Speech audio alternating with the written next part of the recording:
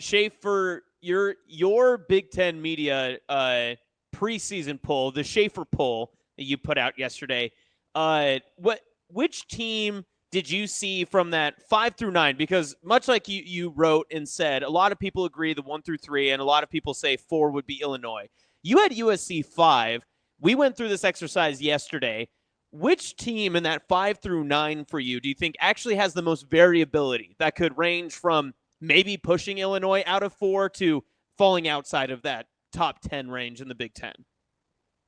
Yeah, USC certainly fits that category. I think Washington fits that category. I've kind of talked myself into Washington being a team that could at the very least play spoiler. Like they get Illinois, I believe, out in Washington this year. So that is a potential fun matchup with teams that we don't really know what to make of entirely. I think Jed Fish is a good coach. I think they've done a nice job bringing in talent.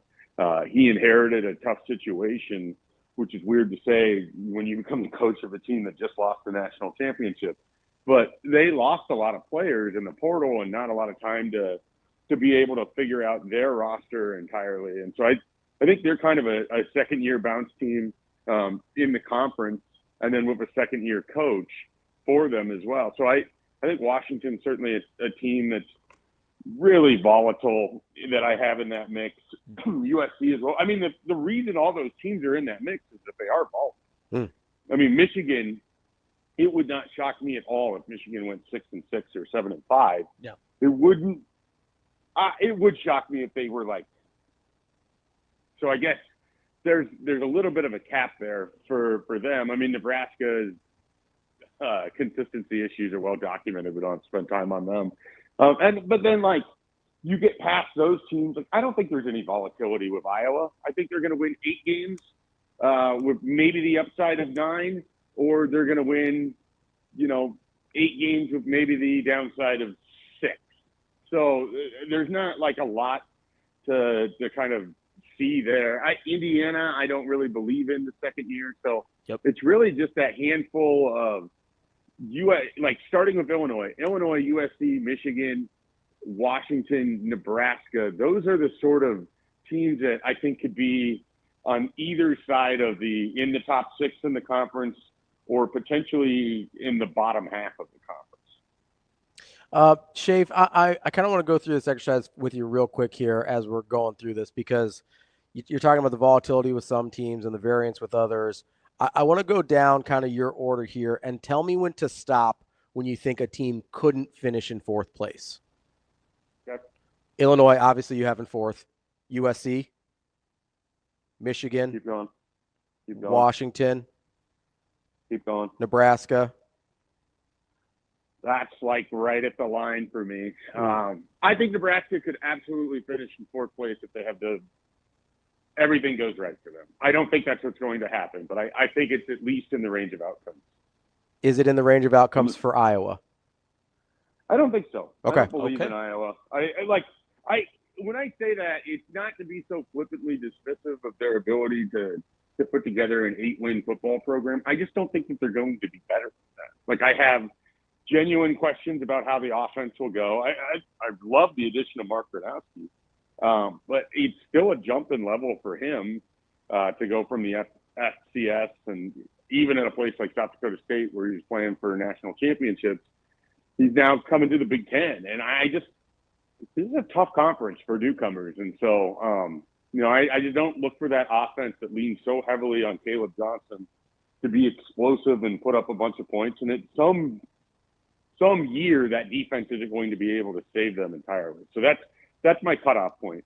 And it wouldn't shock me, if they're better than a couple of the teams that I have in front of them. I just don't think they have the same upside.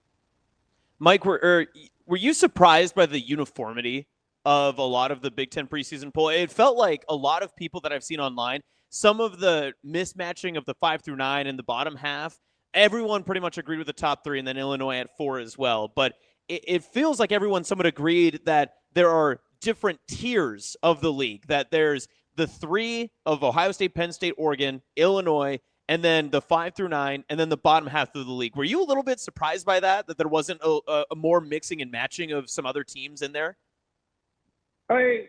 Not Not a ton. I mean, because with three of them, you have three very clear reach the second round or beyond in the college football playoff. I mean, you have the returning national champions, returning semifinalists, a returning quarterfinalists. So, yeah, those three kind of make sense where they are.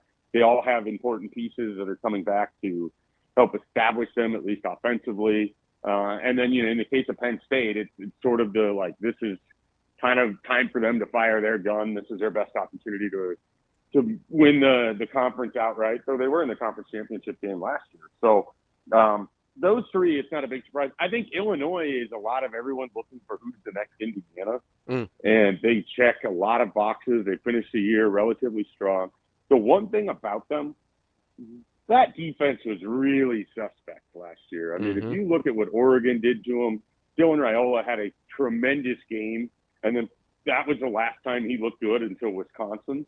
So I do wonder if they have the defensive chops to be able to finish fourth in this league, depending on how the schedule breaks out for them, or if they have the offense that can sustain enough to get past what, is probably a pretty weak defense relative to what the expectation is. And then after that, yeah, it is.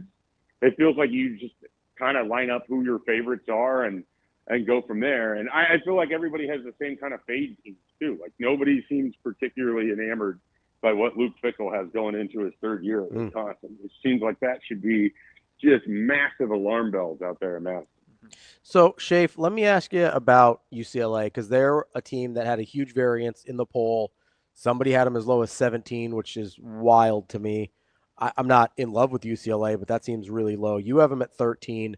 What do you see? Like, what if Nico's good? What does UCLA look like if Nico's good? Yeah, I mean, I think they could be upper half of the – not upper half of the conference, but I think they could be the middle of the conference as their high point. Like, they could get to 8 wins. They could get to 7-5. Like, that's what team number 9 or 10 in this conference is going to be, because there's going to be a lot of, beating each other up. So, I think they have that in their bag. I just don't know that they can go out and win enough games to be a top 5 team in the Big Ten this year, right? They're a little bit of a wild card because they lost a fair amount on defense.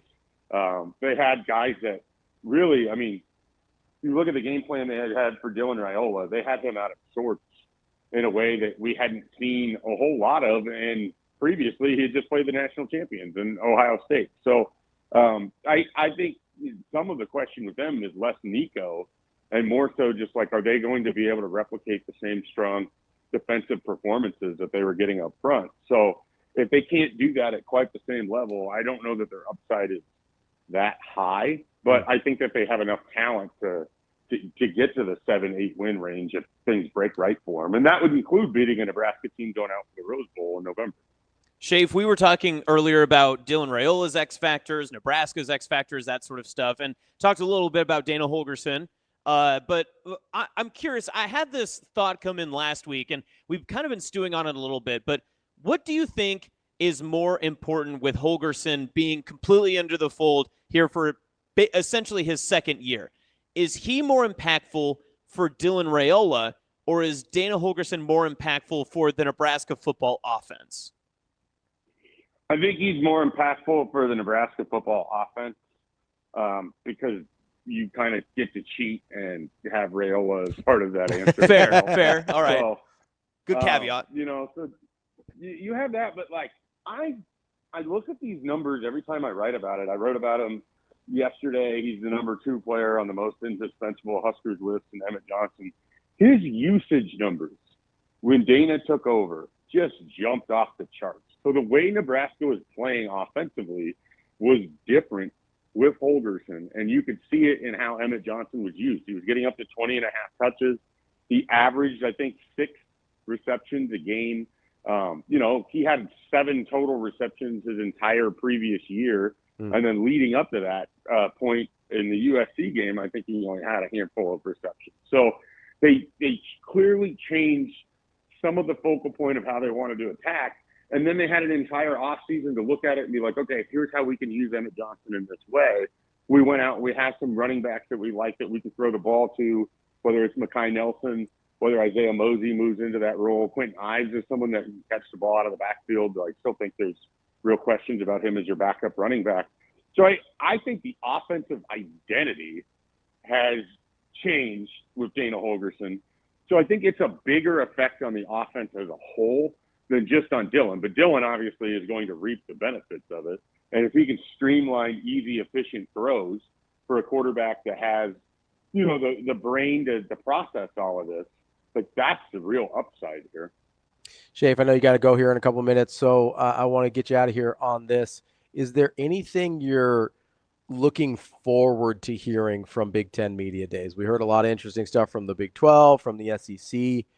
Do you anticipate, or are you looking for something specific from the Big Ten Media Days, whether from Nebraska or anybody else? I look forward to Tony Petitti just trying to whitewash the Michigan scandal like it never happened, like Rob Manfred talking about the 2017 Houston Astros. But so we'll have that to look forward to, because why would you ever want to hold anybody accountable? Just why would anyone want accountability in this level of society? Well, it's good. Jim Harbaugh's just such a lovable character. I mean, how could you not want him to win? I can't say the things I'm thinking on here. So, beyond that, like, there's not a ton. I'm not a big media days person. I'm much more excited to get over to practices here in the coming weeks and have the opportunity to kind of hear from the different assistants or hear from the different players about what it's sort of looking like and feeling like over there. I think Matt Rhule will do a great job representing Nebraska, as he always does, and all of that. I don't think there's going to be a lot we're going to learn. Like, I don't think he's going to sit up there and be like, well, you guys have been talking about who's going to be right tackle all offseason, and here's the answer. As nice as that would be, but I think we're going to get a lot of platitudes, and it'll be interesting too, because if you guys go back and think about it, they didn't want to get into specifics in the spring. Like, they didn't want to talk about specific players a whole lot. I'm curious if he can do that in this media day setting, because people are going to want to know, like, what does it look like for you up front beyond Riley Van Poppel, Keona Davis, Cameron Lenhart? Is Elijah Judy the guy? Like, so there's a fair amount of questions. He's going to get asked a lot about running backs. I think we're going to hear a lot about Isaiah Mosey. We're going to hear about some of the other freshmen that's coming in. We're going to hear about how he feels about their whole season. Special teams resting on a punter who's never been in, America before, or punted in America before. So it's there's going to be a lot of discussion about different things. I just don't think we're going to get a lot of answers that we really want right now, which is fine, because we still got a little build up till this whole thing kicks off. That's our guy, Mike Schaefer, Husker247. Schaefer, 9:20 on the dot. I got you. Hey, I appreciate it, guys, and thanks for working with me this morning. Absolutely. Thanks for joining us. We'll talk to you later.